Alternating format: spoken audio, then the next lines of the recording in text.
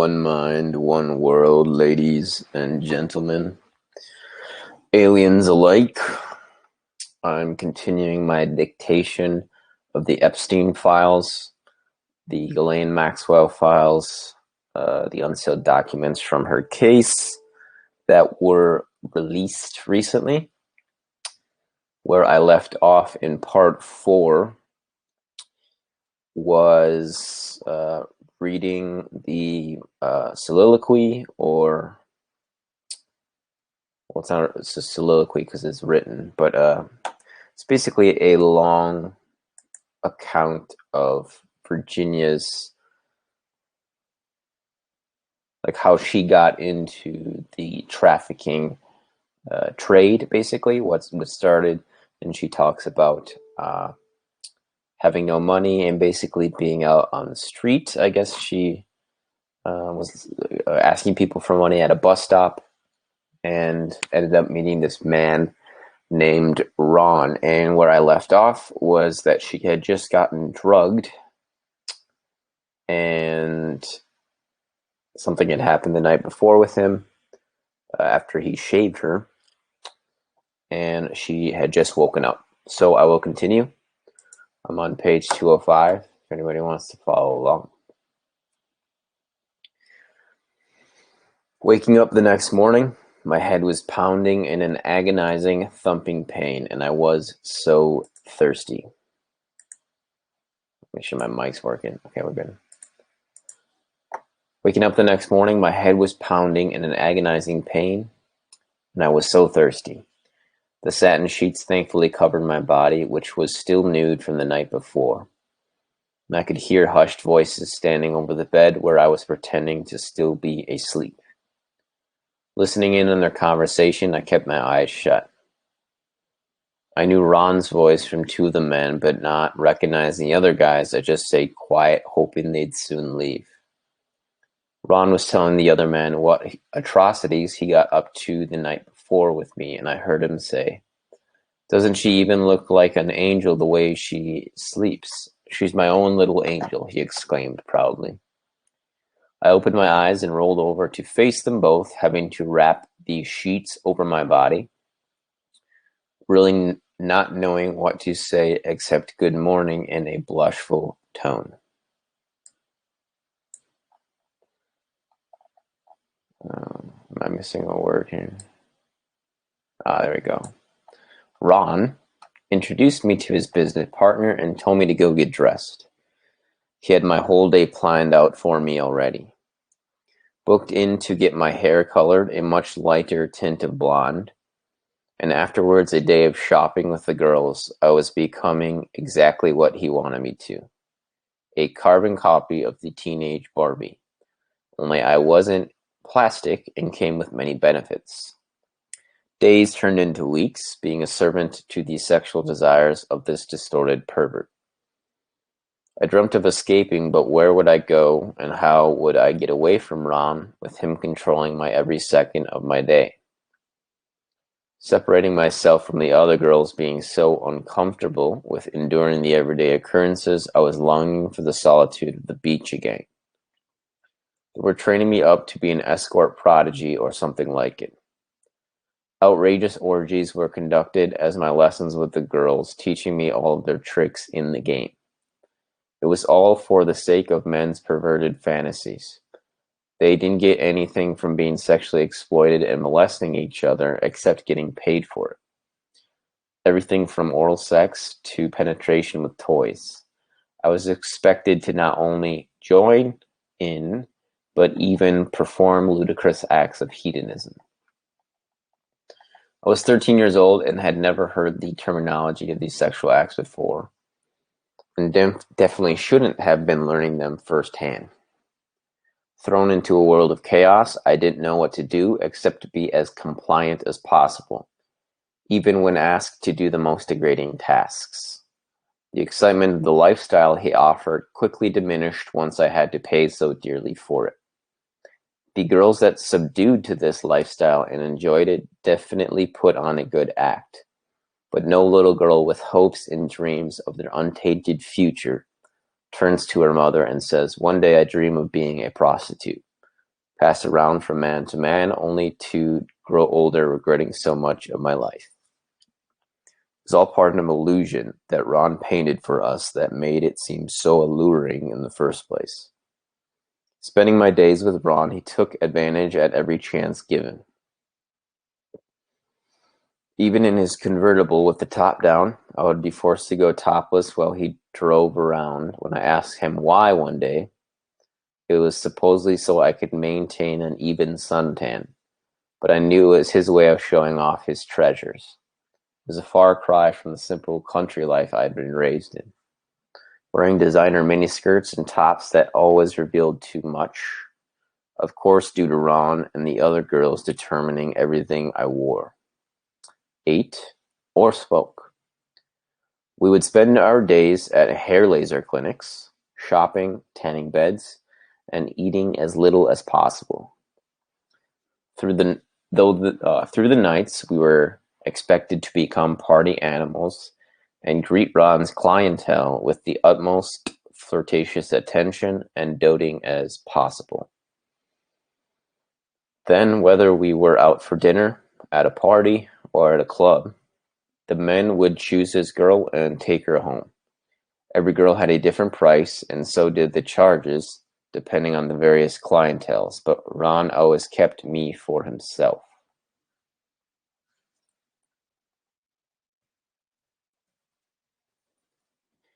I would always dread the end of every night, fearing what new desires he had in store for the evening.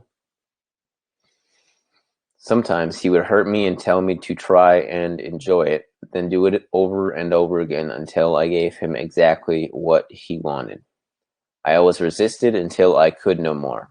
He was too overpowering and relentless at getting the results he wanted. And at other times he would be so gentle and caress my skin, worshipping every inch of my body, all relying upon what mood he was in. Often, though, he liked to play the teacher role and instruct me on every motion and explain what would happen when I did those certain things to him. No matter what he did to me, I was only disgusted with myself more and more. I still shudder at the thought of how he used my body. I turned 14 in August that same year and was spending my birthday loaded on a concoction of pharmaceuticals and alcohol, being generously supplied by the very man who swore his devotion to caring for my every need. I didn't even know myself any longer, completely shying away from the girl I had grown up to be until to this point. The apartment was empty except for me for the time being, and that was God's own little present for me. Some solitude for once, I thought. Pouring myself another drink, I opened the sliding glass doors to the balcony and walked to the edge. Looking down from the many stories where Ron's apartment was, I wished myself a happy birthday out loud and wondered if my family even remembered the day's occurrence. Dwelling my sadness for the 14 years of suffering and loneliness I'd already endured, the tears swelled up in my eyes, trickling downwards, making my eyeliner inevitably leak down my cheeks. Inside, I felt so trapped and began to entertain the thought of jumping over the edge. It all seemed much easier, and the simple blackness that death had to offer, rather than the tangled mess I was so tired of fighting to get out of, seemed a much easier approach. Detached from wanting to feel anything, I became so numb towards my life's own tragedies. I couldn't live like this any longer. I lifted my bare legs over the edge of the railing and sat looking at the ground beneath me, so close to even just slipping off the edge to my very death. I wouldn't think of any reason not to fall. I thought I had made too many bad decisions to keep going on, but some force of a higher nature had other things in store for me. The sliding door slammed upon with a burst of speed, and Ron scooped me up in his big arms and brought me inside our bedroom. Laying me down and seeing the look of despair in my eyes from my tear-stained face, he went to the bathroom, covered, and returned with 3 pink pills. forcing me to swallow them using the angry tone of his voice. He thought he was turning my sorrows into a distant dream as I passed out in his tight clutches, crying myself all the way to sleep. He didn't even ask me what was wrong, probably because he knew already. Soon enough, the crumbling of his evil empire in the underworld of selling sex for his own advantage began with a single crack in his perfect scheme. And probably it all started with me. Ron got a scare one day and rampaged through his apartment, telling us girls to only pack our important belongings and some clothes, as we all had to leave right away. I didn't have much belonging to me, so I basically sat there watching everyone rush around frantically, and was curious what could have gotten a man like Ron so scared. Once we were packed up and in the limo, he was trying to calm the frantic girls down after all the panic that spread through the apartment like wildfire. I was the only one sitting there, half amused at the entire situation. He began assuring us that everything was going to be fine.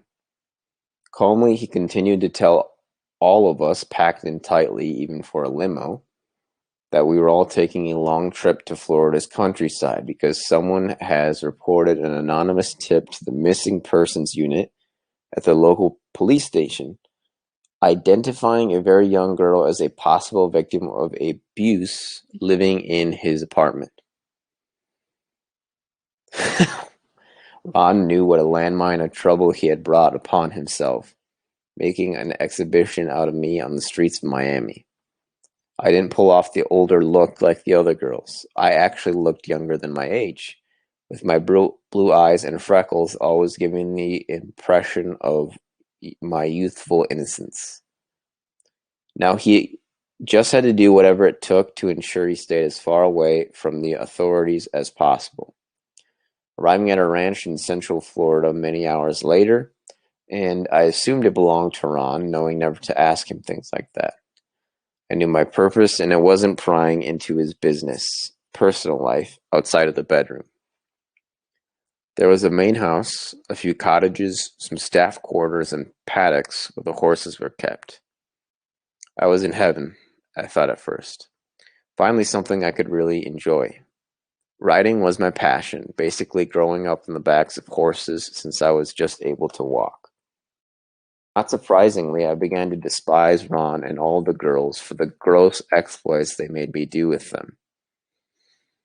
Beginning to isolate myself from everyone, I'd rather spend my time sitting under a tree watching the horses graze, writing in my journal, or painting, but mostly avoiding everyone possible, unless Ron required me elsewhere.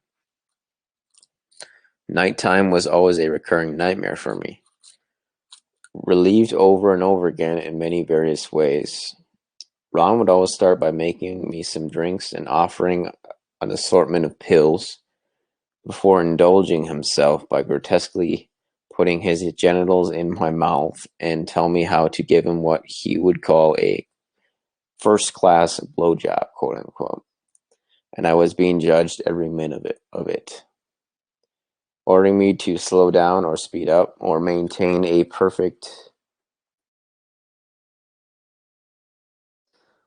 rhythm, always constantly being criticized for my efforts in pleasing him. I was eager when he actually gave me a compliment. The rest of the evening was always a surprise left up to a moment's notice. Quite regularly, he would proceed with having the girls dress me up in some sexy outfit and loads of makeup, then entertain him with a lesbian reenactment, revolving him in the center. Sometimes they would use dildos and other foreign sex toys. Ron liked to see us hurt during sex, sometimes even penetrating me anally, but I always resisted and would try to redirect him with another sexual desire of his, but I had no excuses when it came to me having to use the sex toys on him. He told me how men have G-spots in the rectum and instructed me on how to precisely penetrate him. These nights went on what seemed like an an eternal sentence for the price of not living on the streets, where, unfortunately for the ones still there, I feared and knew from my own personal experience could be much worse. Needing some contact with someone of my adolescent mentality, I called one of my school friends from the past, whom I won't name out of privacy, but I'll call him TJ. We were so close and I knew him very well, so well I had memorized his number a long time before. He was my first puppy love sprung from a childhood friendship. Being my first crush the summer before all this happened, he was the only person I could think of that would care enough to talk to me. In the middle of the day, the least busy time to be noticed, I snuck into one of the vacant guest rooms and used the phone to call my good friend. The sound of my voice radiated a chill in him. "It's you. Oh my God, Jenna, are you okay?" He was so shocked to hear from me and the sheer fact I was still alive. Nearly 3 months now without a single word to my family or friends, everyone doubted my return. My attempt to forge a happy voice when I spoke to him failed, and I absolutely crumbled when he was at a loss for kind words for me. I told him of my current state of affairs, telling him of Ron and of how terrified I was of him.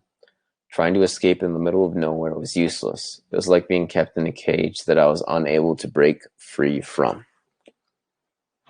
Going on to dump my issues on TJ, I proceeded with how I longed to call my family and to be with them for good, but was too afraid they didn't want me, knowing I'd just be sent away somewhere else again, and to me, after all this time, was like going from one cage to another.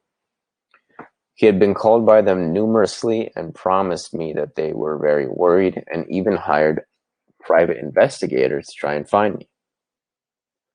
Given I was 11 years old the first time I was sent away, my trust in their sincerity he spoke about was seriously doubted.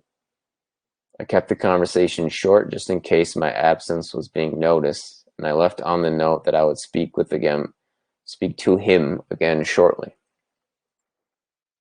His attempts to get off the phone were nothing short of a desperate plea to keep me on as long as possible. I thought he was just trying to help in some way.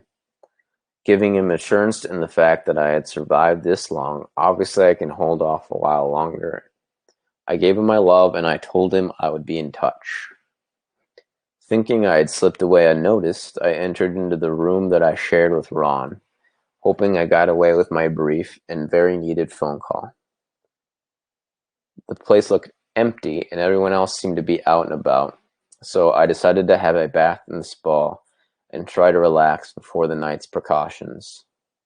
My body glided into the steamy water as I began to think about TJ and how good it felt just to hear a friendly voice. My thoughts drifted into the days I missed when I felt I could be silly and childlike, and nearly forgot for a moment how grown-up I was acting these days. My first glimpse at the image surrounding me when I resurfaced above the water was daunting. There was Ron standing over my tub, looking down at me with an eager display of his arousal. He began to undo his pants and take them down when he told me, "Put your lips on my cock." I was too slow in responding to his requests, so he grabbed me by the back of the head and forced me into his groin. I had tears streaming down my face as I looked up to him with the saddest blue eyes, hoping he would take pity and stop, but he never did. I was really hurt by his aggression, and he definitely knew it this time, which I believe only made him more heated. I closed my eyes and began to count using the time to keep my thoughts elsewhere, believing every number I counted only furthered me to the end of this.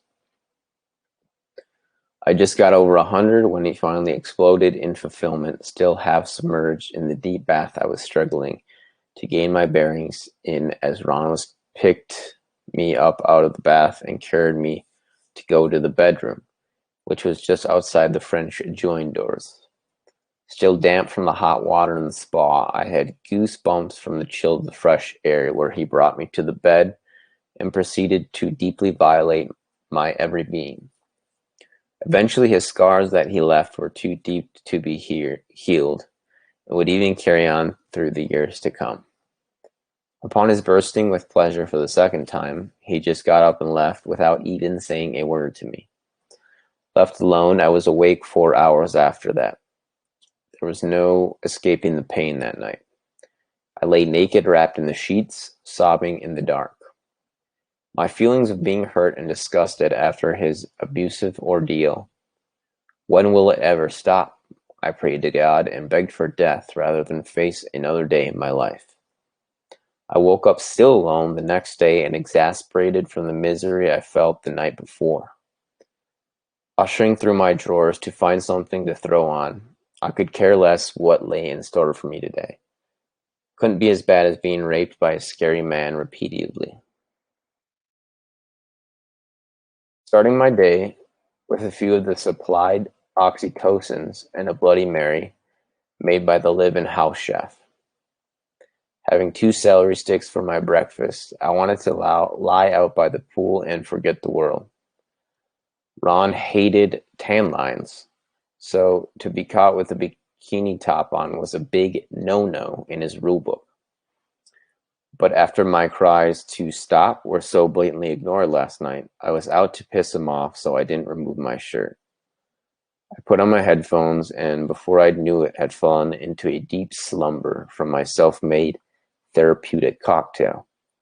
The only way I knew how to cope with the emotional turmoil on the side.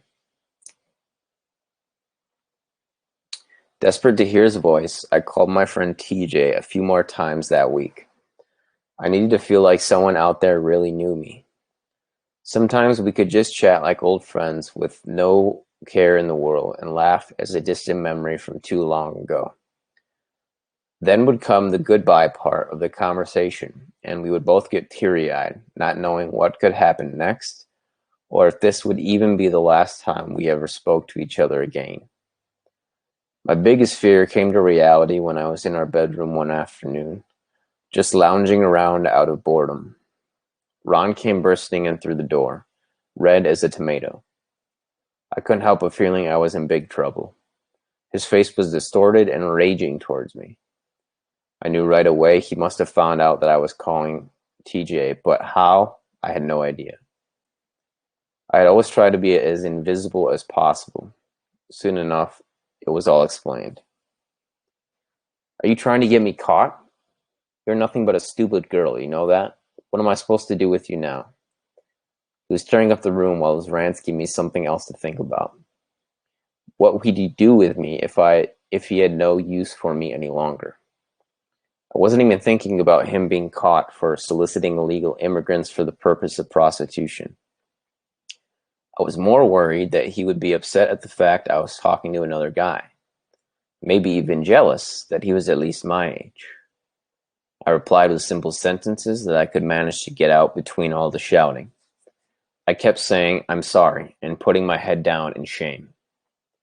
He picked me up by my throat, pinning me against the wall. "You are going away, far, far away from me, and you better be nicer to the next man I send you to. I've heard he's not as nice as most would like it. Are you fucking hearing me, bitch?" I slid down the wall. I'm sorry. I don't know why bitch is capitalized. I slid down the wall, choking on the first air entering my lungs, breathless and terrified. I never thought Ron was a nice guy, but I had never seen him lose it this bad. Now I was being sent away to another stranger, another man. It only terrified me more. The girls came in to say their goodbyes. All of them were crying and asking me in their best English language why I had to call someone and lose everything. I was able to find out through the broken sobs off of them that the confession came from the housekeeper, who said she saw me use the room regularly, but was never messed up. So Ron looked at the recent telephone bills and found the same number dialed from that room consecutively. He knew it was me right away. At least they didn't know it was another guy, I thought to myself, or I probably wouldn't have made it out of there alive. Ron came back to usher the girls out of my room and told me I had 5 minutes to pack my clothes, which he made clear were to be my only belongings to take with me. He washed his hands clean of me that night, or so he thought. The driver came knocking at my door just as Ron said. No longer than the 5 minutes that he had offered me, and he took my single bag to the car. I didn't want all the jewelry, music, or books that he so caringly bought me as tokens of his twisted affection. Only taking my clothes and a wad of $100 bills I had been saving, I slid a hole in my scrunchie, inserting my cash for a rainy day that I was more than sure was just around the corner. We drove for hours until I started seeing familiar surroundings. I couldn't believe my own eyes. I was back in Miami, but not on the beaches, somewhere in the CBD this time. The driver delivered me to the front door with my one bag and waited at the door with me. Now I knew how it felt to be a puppy picked from her litter, as you can only hope your next owner would treat you with some sort of kindness. Another balding man answered the door, but he wasn't so grotesquely fat like Ron, but still a new owner at that. He looked me up and down and seemed amused as he snickered to himself. With one last look to the driver over my shoulder, it was almost an appeal for him for some way to help me. I knew he couldn't anyways, I was just hoping. He told me his name was Charlie, but didn't even bother in asking for mine. I was sure Ron had already filled in all my details when he arranged this. Charlie picked up my bag and led me into his bachelor pad townhouse. I was never given a welcoming tour of my new residence, nor made to feel comfortable. He walked me up the stairs and opened one of the doors in the small hallway. Telling me this would be my room, he showed me into it and told me to wait. He would be back shortly. I sat on my bed, afraid to touch anything, and after the warning Ron gave me, I knew I had to watch my step around here. I put my head down under the pillows, where world was falling apart, and let my emotions downpour. Exhausted from the day's emotional turmoil, I ended up falling asleep. I don't even know if he ever came in at all that night. The next morning, I looked out the window to see my new surroundings. It was a beautiful sunny day outside, unlike the dreary cell I was locked away inside of. Feeling the sun warm up my face through the glass, it radiated a familiar sense of comfort from the days of the good parts of my childhood. I reminisced how it had used to be before all of my life turned upside down, before all the fights with my family, before I had to look after myself, and before I was a slave to men. Those days were too long gone now. With too many hard times passing me by, it seemed surreal to think that life had ever even existed in the first place. With that thought, I shook myself out of reminiscing that way. Whatever was going to happen was out of my control now. I just had to give myself some hope that I would have the strength to get myself out of these circumstances before anything really bad happened. End of chapter 1. I'm going to take a short break. I have to grab some water.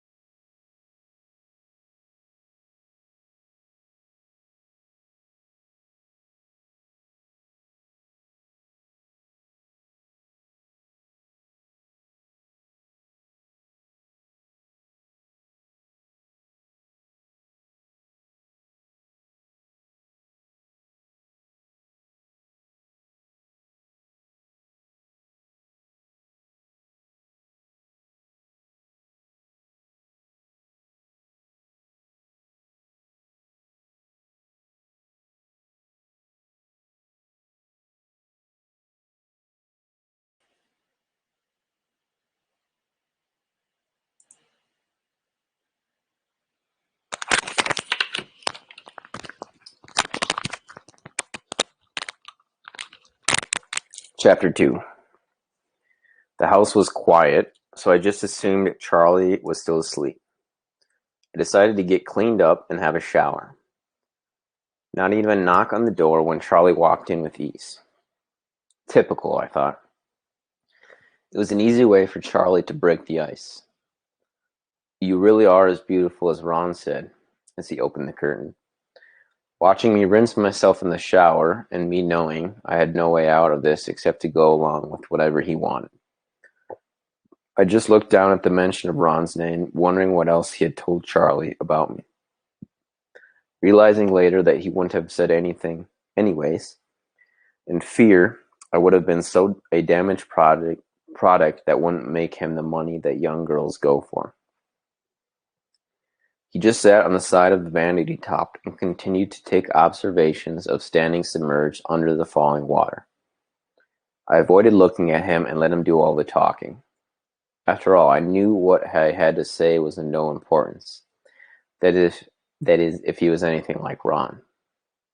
Between the water beating down over my head, I could slightly hear him ramble on about some club and restaurant he owned in Fort Lauderdale. He said he was going to take me shopping for some club outfits and we would party together tonight. As if I was supposed to be excited over the so-called treat of his. I looked up and gave him a quick smile, adding a compliant nod, and turned my attention to turning off the faucets and quickly grabbing my towel. I was falling so far from who I used to be, shying away from my outgoing personality to a quiet girl that didn't even recognize herself in the mirror anymore. I dried myself off and looked at the man standing between the doorway and me. He was still watching me with a sleazy look on his face, but now proceeded to move in my direction, arms wide open. He embraced me, running his hands around my youthful curves, licking my neck and earlobes. Then his large, rough hands cupped my small breasts and continued downwards to feel in between my legs. I knew what I had to do to get this over and done with as quick as possible. I was dreading this moment from the second he greeted me at the door last night. I fell to my knees and gave in to his demented perversions. Thankfully, it didn't last long before he climaxed, and I was allowed to get myself dressed and ready to go out. I was nothing but money well spent in his mind. This was another extremely wealthy man with a completely new set of wants and needs, asking a 14-year-old girl to affectionately dote on sexual desires to a man in his mid-40s. I really hated myself, these men, and just about everything my life had boiled up to by this point. But I knew from a young age that to survive in this harsh world, I would have to do so many things I would not willingly choose to. At the shops, he decided he would choose the clothes he paid for, which I might as well have been declared a teenage prostitute. Just like Ron, he also liked it that way. The more degrading he was to me only proved his ownership of my body. He bought me tiny cocktail dresses and skimpy outfits, which I thought closely resembled the lingerie he'd also bought for me to wear for him. I noticed that day that he enjoyed parading me around the shopping mall and out for lunch at Hooters, even joking with the waitress that he liked to buy her uniform because he thought it looked good and sexy on his new girlfriend. We arrived at his 2-in-1 restaurant and club at around 9 o'clock in the evening. It was a revolving tower called Hot Chocolates in downtown Fort Lauderdale. The food was delicious, and for the first time since being with Ron, I ordered a hefty meal with steak and mashed potatoes with a scrumptious gravy smothered on top. Charlie ordered strong cocktails for us both, and before I knew it, my head was spinning and we were on the dance floor together. The music blared in my head, and the rhythm of my body took over. Completely forgetting about even dancing with Charlie and letting the music take hold and work its magic. It didn't do him any justice, though, as Charlie watched me imagining what pleasures lay in store for him later on. Taking me home before the club had even closed, He just couldn't wait to indulge on exactly what he was fantasizing from beforehand. Once back at his townhouse, he led me up the stairs into his bedroom and pushed me down in the middle of his bed. The motions from the wavy mattress made me dizzy and feel even drunker when he lay on top of me, coming at me like a hungered beast wanting to ravage his next meal. It was intimidating as he entered into me with a forceful thrust. He moaned out in delectable heaves. I looked away while he self-indulged his own gratifying needs, using my body as his instrument in pleasure. I only grew stronger in my head, letting the hatred for men desires intensify. The next 2 weeks I was expected to be at Charlie's beck and call, never allowed to leave his side, even making me sleep in his bed from the second night onwards. I never even got the chance to call TJ again. It was too much of a risk anyways. Thus pushing him further out of my memory, too afraid of the emotional repercussions. Our typical routine was to wake up, get showered and dressed, and I would put on my makeup while Charlie made his business calls for the day. We would leave the house mid-afternoon and run his errands, do some shopping, sometimes meeting his friends or business partners for lunch. None of the men he introduced me to seemed offended at his choice of adolescent eye candy. They just continued to chat away as if it was normal to be in public with his arms draped over a girl, young enough to be his granddaughter, not too shy by giving me a flirty tap on my bottom or even try to kiss me. My last night was no different from every other night. We went shopping that day and out for lunch alone. Later we headed to a club his friend just launched, and it was his grand opening that night. The club was called Iguana Joe's. We met up with his friend and said our hellos. They both seemed so excited about the club, and Charlie was full of compliments all around. The club did have a line out the door, which looked a mile long coming in. Luckily, we didn't have to use the front door. Charlie returned from the bar with 2 giant Long Island iced teas, which were his favorite drink to start with, and then we just sat for a while watching people dancing. Occasionally conversing about passing thoughts, we danced for a while, having a few more drinks, and after about 2 hours, Charlie said he was ready to go home. What a daunting time to look forward to. He also liked to have a brief sexual encounter before drifting off to sleep, with my naked body intertwined between his arms and legs. It was bad enough to have to entertain him at every given second of the day, but his grip on me was so stifling. I felt so choked I could hardly breathe, much less sleep. Eventually, my overworked mind would drift in and out of a restless sleep, but constantly on edge. I thought many of nights of escaping, but where would I go? Would one of Ron's ever so connected informants find me and turn me into him, to be disposed of for good? I just prayed that I wouldn't be another missing person to add to the list of girls found in the local ditches. I knew that's where I was headed if I screwed up this for Ron again. As if my guardian angel was there the whole time listening to my secret prayers, my rescue came the next morning, with an abrupt bursting through the bedroom door at about 6 a.m. Charlie and I were still lying in bed together, and his grip on me was still tight. The men dressed in all black military gear had large helmets and guns on. It was so frightening at first. I couldn't even comprehend what was happening so rapidly. I thought Charlie could have been in some kind of trouble with a business friend he had done wrong to. But then one of the men in black shouted, "FBI, this is a raid. Get down with your hands on your head." In too much shock to move, 3 of the men grabbed Charlie and threw him to the floor and cuffed him. I sat up in bed with my sheets covering my naked body and watched as they dragged Charlie from the room. Still completely nude, he wasn't even allowed to get dressed. Another agent had to come back into the room to find him a pair of shorts. I could hear him screaming at the top of his lungs all the way outside. He was screaming, and the last thing I heard him yell was, "If you say anything, you know who will find you." I could hear more threats being yelled at me, but I couldn't make out what it was he was saying. I was in total confusion. I couldn't believe what was happening. There were so many uniformed agents. I felt so small compared to all of them. But they were all very kind and helped me out of bed, allowing me to remain covered up with the bed sheets so I could get dressed. The first decency I had been shown in a long time. It was an odd feeling to acknowledge. I knew the life I had come accustomed to for the last 6 months was now over, and in so many ways I was relieved, but was also very nervous about what lay ahead of me.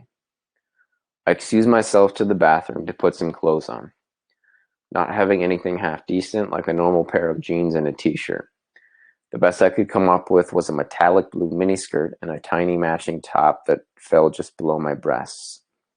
Hardly clothing at all. It was more like scraps of cloth. Putting my hair up in a tight bun with the scrunchie that held my $500 bills, I was let out of Charlie's townhouse for the very last time, starting my life over again. I wanted to leave behind my every memory belonging to these horrid times, only taking a small sack containing my underwear, makeup bag, and journal with me. The agents led me down the staircase, and my last visions of Charlie was bent over the hood of a police vehicle, still screaming and handcuffed. I slipped into the backseat of the car and was driven to Broward County Police Station, where the federal agents interviewed me about my entire whereabouts for the last 6 months. I was so scared of what Ron would do if I told the agents what really happened, but at the same token, I knew he'd most likely kill me anyways for being such a liability. Over the next few hours, I sat down and told the agents how Ron's business worked and what part I had to play to him. I was able to ask how they found out I was at Charlie's house, and they informed me that I was being followed all the way from Ocala, Florida, where Ron had me stowed away for the last 4 months. TJ, my friend, called my parents after our first phone conversation. And ever since then, the FBI were tapping the phone lines and recording every conversation. Completely unaware of TJ's carrying act of deceit, I was in such shock that they had been tracking us for so long. I knew now, with or without my help, the FBI had enough on Ron to put him away for a very long time. If they could catch him, that is. Having so many crooked people working for you can be an advantage when you're in trouble. Like having a pair of eyes in every city, Ron was somehow able to find out about Charlie's arrest and immediately deserted the country to avoid legal punishment, not to mention the discretization of his esteemed clientele that the feds were now onto. Ron had so many countless charges put up against him. Eventually, when the FBI were able to track him down, they were able to have him arrested in Yugoslavia and extradited back to Miami. He was finally held accountable for being a pedophile, soliciting women for prostitution, and running many illegitimate and illegal businesses. By the time the FBI caught him, he was in his mid-70s when he died of old age, serving his second year prison for a lengthy sentence. Coincidentally, I was told of his punishment and death many years later by one of the same FBI agents that had rescued me from Charlie's arms. Okay, I'm going to end it there. We are in the middle of chapter 2, and I will continue in the morning. Hope everyone is enjoying this dictation. If you have any suggestions for me, please let me know. It's free to subscribe if you wish to do so. Feel free. Hit the like button. Support me on Patreon or PayPal if you so desire. If not, that's fine as well too. Stay frosty. All the best, and until next time, folks.